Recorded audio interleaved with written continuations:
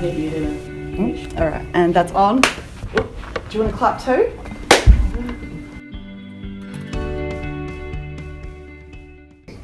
Okay, so I came out when I was about 19 or 20. So that was after a really long process though. So I was aware that I was attracted to guys since I was 14.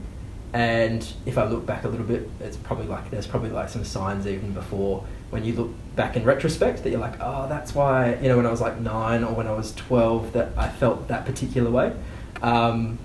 So there were definitely some signs. And then, about age 19, I kind of tumbled out of the closet. I initially told a couple of friends when I was drunk at different times. And then kind of thought, well, I don't want this getting back to my family through kind of another channel, so I'm going to actually tell my family. So it's actually really funny because I told my mum, I just blurted it out a bit, but I kind of said, can we sit down and talk? And she thought I was going to tell her I got a girl pregnant. And I was like, no. Like the opposite of that. And then I kind of blurted out, I'm gay. And she said, cool. But maybe when you tell your dad, just warm him up a little bit more than just blurting out that you're gay. So I went down to the shed, we played cards, had a chat, and then I kind of eased him into it and told him as well. How'd they respond? Really positive. My mum was fine, not really fazed. My dad was actually really good as well. I was really worried about telling my dad, like being a proper guy, being a real man kind of thing, really matters. And I just knew that I'm not going to be seen the same way once I come out. So I was really worried about telling Dad, but he gave me a big hug. He said, I love you, you're my son. It's pretty cool.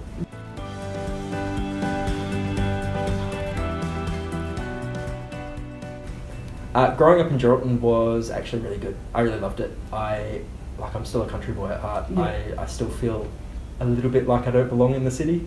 But being gay, and once I kind of realised I was gay, it was like this really, really isolating thing, because as far as I knew, I probably wasn't the only gay in the village, so to speak, but it felt like it, and it felt like there was no one, there was no community, there was no, I couldn't go down to the court, or there was no support service that I knew of.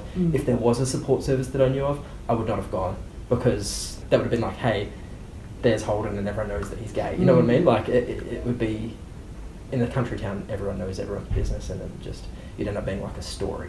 I wouldn't have accessed that. So it was just really isolating. I just kept it all to myself.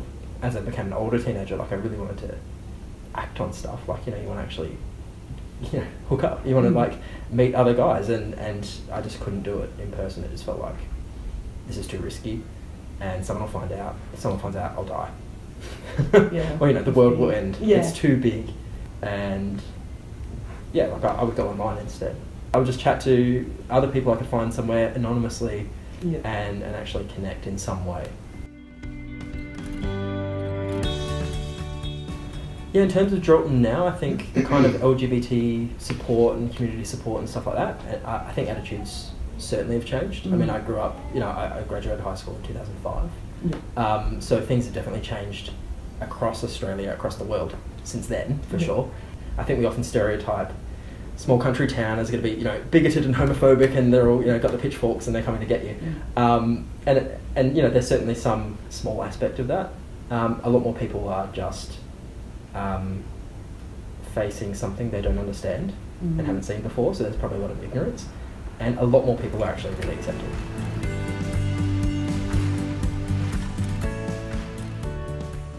And so, moving to Perth was just this it was actually really isolating, strangely. I really didn't want people to know, and I was pretty paranoid by this point as well, so that feeling I had in Geraldton of if I hook up with someone, everyone will know. I still had that in the city. So even though I'd be kind of anonymously hooking up with guys in person now, I'd still be like, oh, I can't tell anyone, someone might find out. I just really wasn't okay with people knowing. It was just really threatening to my identity to have anyone know that I like men. I didn't connect with the gay community in Perth or anything like that. The kind of support I had to access eventually to be okay with being gay, I mean, it's one of those things where everything had to get a lot worse before it could get better. So I spent about a year being really suicidal. I was really, I was kind of depressed for a long time, hated myself for a long time. This is over, my teenage years and everything. And then it got to a point, kind of that year in Perth, especially, where I was like, I don't want to be on the planet anymore. I don't want to exist. And I was thinking about that kind of stuff, like, when do I end it? How do I end it? So that kind of plummeted into an abyss, and the part where it got better was that I started chatting to, it's going to sound very cliche, started chatting to a guy from uni who I thought was hot. And he was gay, and I got drunk one night and kind of just said that I'm gay too. And that eventually then it was suddenly out in the world, and someone who knew my name from uni knew that I was gay, and so suddenly I had to really face it. So I actually accessed not some counselling, it's called the Samaritans, but it was actually like a thing where you can write down what you're feeling and email off anonymously, and someone would, like a counsellor would email back and say, oh, okay, you're feeling like this, right?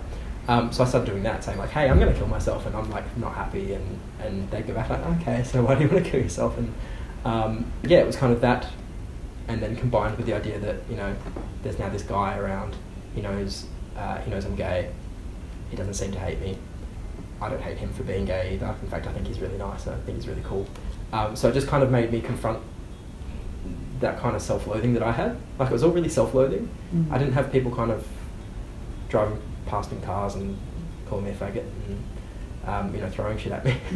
I had a lot of just internalised, what they call internalised homophobia. But it was really just self-loathing. It was really like, I hate me, I'm not okay with me.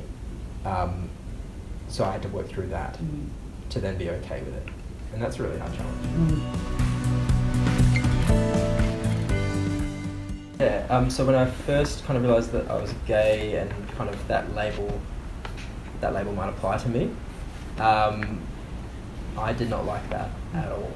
In fact, I still kind of just call myself gay because that's easy and it's understood. Like, I am homosexual, so like that's just the easiest thing to do. But I just felt like the word gay carries so much baggage with it. But I would just kind of think, look, I'm homosexual. It's just like it's just my orientation, and that's over there to the side. And it's more, without pathologising it, it's just more of a clinical fact about me, like the fact that I have a certain blood type, or the colour of my eyes.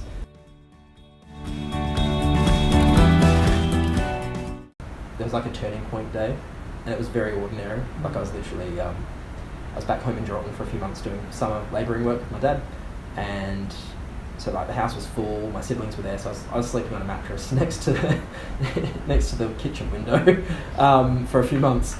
But I was just kind of laying there one day, kind of thinking like, if I was gay, and what if I got with that hot guy from uni, like, what would that feel like? And just as I was kind of laying there daydreaming, I had this feeling of like, that'd be really nice. And how cool would it be if you just could be with him and could be, homosexual, like, if you could be gay, how cool would that be? And I felt really good. And that's actually the turning point. That was like the moment where I went, this could feel good at some stage in my life. And I wasn't quite there yet, but that was the very first time I felt good. I would give him a big hug, and I would say, you are okay just as you are. And you're going to be so much happier and better on the other side of this. That's really it. He needs to know that he's okay as he is. And like the scary thing was like, you're not a real man if you're gay. So I think I'd be like trust me, you're a real man. You're okay. You can be a real man and be a gay guy at the same time, and you'll survive.